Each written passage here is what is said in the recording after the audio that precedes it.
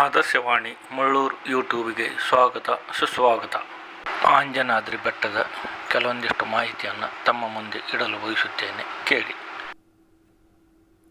ಗೌತಮ ಮುನಿಯು ತನ್ನ ಇಬ್ಬರೂ ಗಂಡು ಮಕ್ಕಳನ್ನು ಹೆಗಲ ಮೇಲೆ ಹೊತ್ತುಕೊಂಡು ಮಗಳನ್ನು ಕೈ ಹಿಡಿದು ನಡೆಸುತ್ತಾ ಸೋಮಗಿರಿಯನ್ನು ಏರುತ್ತಿದ್ದನು. ಮಗಳನ್ನು ಮೇಲೆತ್ತಿಕೊಳ್ಳಲಿಲ್ಲ, ಗಂಡು ಮಕ್ಕಳನ್ನು ಕೆಳಗಿಳಿಸಲಿಲ್ಲ. ಆಗ ಮಗಳು, ಹೇ ಪಿತನೇ, ಅನ್ಯರಿಗೆ ಹುಟ್ಟಿದ ಈ ಇಬ್ಬರೂ ಗಂಡು ಮಕ್ಕಳನ್ನು ವಾತ್ಸಲ್ಯದಿಂದ ಹೆಗಲ ಮೇಲೆ ಕೂರಿಸಿಕೊಂಡು ಒಯ್ಯುತ್ತಿರುವಿ. ನಿನಗೆ ಹುಟ್ಟಿದ ಮಗಳಾದ ನನ್ನನ್ನು ಕರುಣೆಯಿಲ್ಲದೆ ನಡೆಸುತ್ತಿರುವಿ. ಧರ್ಮಜ್ಞನಾದ ನೀನು ಹೀಗೆ ಮಾಡಬಹುದೇ ಎಂದು ಕೇಳುತ್ತಾಳೆ. ಮಗಳಿಗೆ, ನೀನು ಮತ್ಸರದಿಂದ ಮಾತನಾಡುತ್ತಿರುವಿ. ನಿನ್ನ ಮಾತುಗಳು ಪ್ರಮಾಣಬದ್ಧವಾಗಿರುವವೇ? ಎಲೆ ಪಾಪಾತ್ಮಳೆ, ನೀನು ಯೋಗ್ಯ ರೀತಿಯಲ್ಲಿ ಮಾತನಾಡಲಿಲ್ಲ. ನಿನ್ನ ಮಾತುಗಳು ಸತ್ಯವೆಂದು ಹೇಗೆ ತೋರಿಸುವಿ ಎಂದನು. ಆಗ ಮಗಳು, ಇಲ್ಲಿಯೇ ಸೋಮತೀರ್ಥವು ಆಶ್ಚರ್ಯದಿಂದ ಕೂಡಿದೆ. ಇಲ್ಲಿಯೇ ಧರ್ಮಾಧರ್ಮವನ್ನು ನಿರ್ಣಯಿಸಲು ಸಾಧ್ಯವಿದೆ ಎಂದು ಹೇಳುತ್ತಾ, ಈ ಪುಣ್ಯ ತೀರ್ಥದಲ್ಲಿ ಒಮ್ಮೆ ಮುಳುಗಿ ಮೇಲೆದ್ದರೆ ತನ್ನ ಮೊದಲಿನ ರೂಪದಲ್ಲಿರುತ್ತಾನೆ. ಪಾಪಾತ್ಮನಾಗಿದ್ದರೆ ವಿಕೃತ ರೂಪ ಪಡೆಯುತ್ತಾನೆ. ಈ ನಿನ್ನ ಇಬ್ಬರು ಗಂಡು ಮಕ್ಕಳು ಇದೇ ರೂಪ ಧರಿಸಿ ಮೇಲೆದ್ದರೆ ಅವರು ನಿನಗೆ ಹುಟ್ಟಿದವರೆಂದು ತಿಳಿ. ಅದೇ ಪ್ರಕಾರ ನನ್ನನ್ನೂ ತಿಳಿ ಎಂದು ಹೇಳುತ್ತಾಳೆ. ಮಗಳ ಮಾತಿನಂತೆ ಗೌತಮನು ಇಬ್ಬರನ್ನೂ ಸೋಮತೀರ್ಥದಲ್ಲಿ ಸ್ನಾನ ಮಾಡಿಸಿದನು. ತತ್ಕ್ಷಣವೇ ಅವರು ಕಪಿರೂಪದಿಂದ ಮೇಲೆದ್ದರು. ಮಗಳೂ ಸಹ ಈ ತೀರ್ಥದಲ್ಲಿ ಸ್ನಾನ ಮಾಡಿದಳು. ಅವಳ ರೂಪವು ಅಳಿಯಲಿಲ್ಲ.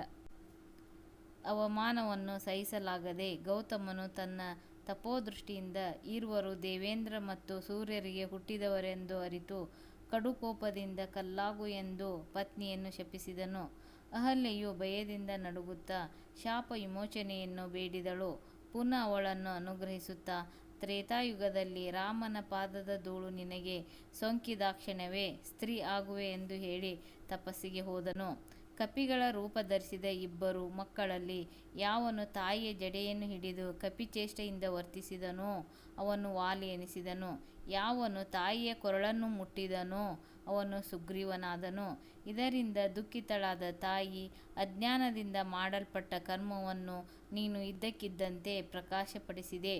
ನೀನು ಹೆಣ್ಣು ಕಪಿಯಾಗೆಂದು ಮಗಳನ್ನು ಶಪಿಸಿದಳು. ಅಹಲ್ಯಾದೇವಿಯ ಮಗಳು ಆಂಜನಾದೇವಿಯಾಗಿ ಆಂಜನೇಯನನ್ನು ಹೆತ್ತಳು.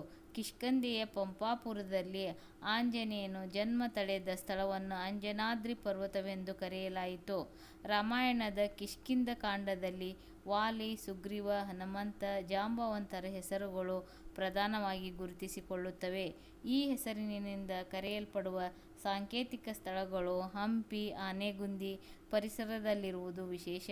ವೀಕ್ಷಿಸಿದ್ದಕ್ಕಾಗಿ ಧನ್ಯವಾದಗಳು. ಶೇರ್ ಮಾಡಿ, ಲೈಕ್ ಮಾಡಿ, ಸಬ್ಸ್ಕ್ರೈಬ್ ಮಾಡಿ.